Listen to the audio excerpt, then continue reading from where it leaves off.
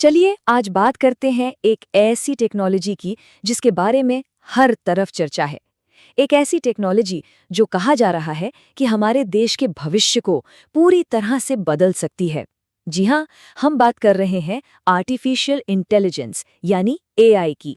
तो सवाल सीधा सा है, क्या एआई सच में भारत की हर प्रॉब्लम का सल्यूशन है? क्या ये कोई जादुई छड़ी है जो घूमी और हमारी सारी मुश्किलें खत्म? या फिर इसके साथ जो इतनी बड़ी बड़ी बातें हो रही हैं उन्हें लेके हमें थोड़ा सा सावधान भी रहना चाहिए? अच्छा, इस सवाल का जवाब ढूंढने से पहले ये समझना बहुत जरूरी है कि आखिर एआई है क्या, मतलब क्यों इसे इतनी बड़ी एक नई शक्ति माना जा रहा है। देखिए, एआई की तुलना अक्सर बिजली और इंटरनेट से की जाती है और इसकी एक बहुत खास वजह है। ये तीनों ही जनरल पर्पस टेक्नोलॉजी हैं। अब इसका मतलब क्या है? सोचिए, बिजली की तरह। बिजली का अपना कोई एक इस्तेमाल नहीं है, है ना? उससे बल्ब भी जलता है, फैक्ट्री भी चलती है और हमारा फोन भी चार्ज होता है। बस वैसे ही एआई एक नींव है, एक बेस है, जिस पर आप अनगिनत मतलब हजारों तरह के नए नए आविष्कार और एप्स बना सकते हैं। और पता है मजे की बात क्या है? आज का एआई पहले की किसी भी टेक्नोलॉजी से कहीं ज्यादा पावरफुल है। क्यों? पहली बात, ये हमारे स्मार्टफोन पर है, मतलब हर किसी की जेब में। दूसरी, ये रातों रात मतलब लगातार खुद ब खुद बेहतर होता जा रहा है। और सबसे बड़ी बात, ये सिर्फ टेक्स्ट नहीं समझता, ये हमारी आवाज, फोटो, वीडियो सब कुछ समझ सकता है। इसी कमाल की चीज को कहते हैं मल्टी मॉडल। तो ये तो हो गई थ्योरी की बातें। अब जरा असल दुनिया में आते हैं, देखते हैं कि ये पावरफुल टेक्नोलॉजी हमारी रोज की जिंदगी में क्या असर डाल रही है, वो भी यहीं भारत में। बिहार का ये उदाहरण देखिए, कितना कमाल का है। वहाँ एआई का इस्तेमाल बाढ़ की एकदम सटीक भविष्यवाणी के लिए हो रहा है। मतलब सोचिए, लोगों को पर्सनली चेतावनी भेजी जाती है उनके फोन पर, उनके इलाके के हिसाब से। इससे कितनी ही जानें बच रही हैं, कितना नुकसान कम हो रहा है। या फिर महाराष्ट्र के किसान की कहानी सोचिए। उनकी फसल में कोई बीमारी लगी, पत्ते पर कोई धब्बा दिखा। उन्होंने क्या किया? बस एक फोटो खींची और अपलोड कर दी। और बस कुछ ही सेकंड में एआई ने बता दिया कि क्या बीमारी है और क्या इलाज करना है। उनकी मिट्टी और फसल के हिसाब से सलाह। ये है एआई की असली ताकत जमीन पर। और रुकिए, बात सिर्फ खेती तक ही नहीं है। हमारी न्याय व्यवस्था को देखिए। हम सब जानते हैं कि अदालतों में कितने केस पेंडिंग हैं। अब अदालत एआई जैसे प्लेटफॉर्म्स आ गए हैं जो मुकदमों के हजारों पन्नों के डॉक्यूमेंट्स को मिनटों में एनालाइज कर लेते हैं। इससे जजों का कितना कीमती समय बच रहा है और फैसलों में तेजी आ रही है। और तो और, ड्राइविंग लाइसेंस का टेस्ट भी अब एआई ले रहा है। जी हाँ, हैम्स नाम का एक सॉफ्टवेयर है जो पूरे टेस्ट को ऑटोमेट कर देता है, कोई इंसानी दखल नहीं।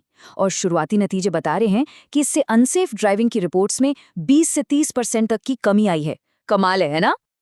लेकिन इतनी सारी अच्छी अच्छी कहानियों के बीच एक मिनट रुकना जरूरी है और हमें अपने अतीत से, अपने पास से एक बहुत जरूरी सबक याद करना होगा। आपको याद है वो समय करीब 10 साल पहले जब हर बच्चे को एक लैपटॉप वाली योजना आई थी? कितना जोश था, लगा था बस अब तो शिक्षा में क्रांति आ जाएगी। उत्तर प्रदेश ने 2013 में ये स्कीम शुरू भी कर दी, लेकिन 2014 आते आते इसे बंद करना पड़ा। क्यों? क्योंकि जो नतीजे सोचे थे वो मिले ही नहीं। तो सबक क्या है? सबक ये है कि हमें इन जादुई गोलियों या सिल्वर बुलेट्स के चक्कर में बहुत ज्यादा नहीं पड़ना चाहिए। टेक्नोलॉजी चाहे कोई भी हो, वो बस एक टूल है, एक औजार।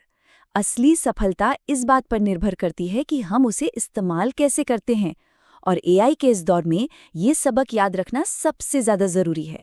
पर अच्छी खबर ये है कि ऐसा लग रहा है कि भारत ने इस बार अपने अतीत से सीखा है और एआई को लेकर एक ज्यादा स्मार्ट, एक ज्यादा सोचा समझा प्लान अपना रहा है। ये एक बहुत ही सिंपल लेकिन बहुत पावरफुल 3 स्टेप तरीका है। स्टेप 1, किसी भी आइडिया को पहले छोटे लेवल पर टेस्ट करो, परखो। स्टेप 2, फिर सबूत इकट्ठा करो कि ये आइडिया सच में काम कर भी रहा है या नहीं। और स्टेप 3, जब पक्का हो जाए कि हाँ ये काम करता है, तभी उसे बड़े पैमाने पर लागू करो। जो सफल हो बस उसे ही आगे बढ़ाओ। लेकिन ये स्मार्ट प्लान अकेले काम नहीं कर सकता। इसे हकीकत बनाने के लिए एक मजबूत टीम, एक साझेदारी चाहिए। इसमें 3 खिलाड़ी बहुत जरूरी हैं। पहले, रिसर्चर्स, जो ये परखते हैं कि क्या काम कर रहा है। दूसरे सरकार और एनजीओज जो इन आइडियाज को जमीन पर उतारते हैं, और तीसरे फंडर्स जो इन जरूरी कामों के लिए पैसा लगाते हैं। जब ये तीनों मिलकर काम करेंगे तभी बात बनेगी। और इसी सोच को सरकार का इंडिया एआई मिशन आगे बढ़ा रहा है। इसके 3 मेन टारगेट हैं। पहला, एआई चलाने के लिए जो भारी भरकम कंप्यूटिंग पावर लगती है वो देश में सबके लिए उपलब्ध हो। दूसरा, किसी एक ही बड़े एआई मॉडल के पीछे भागने के बजाय कई सारे छोटे छोटे काम के मॉडल्स पर फोकस करना।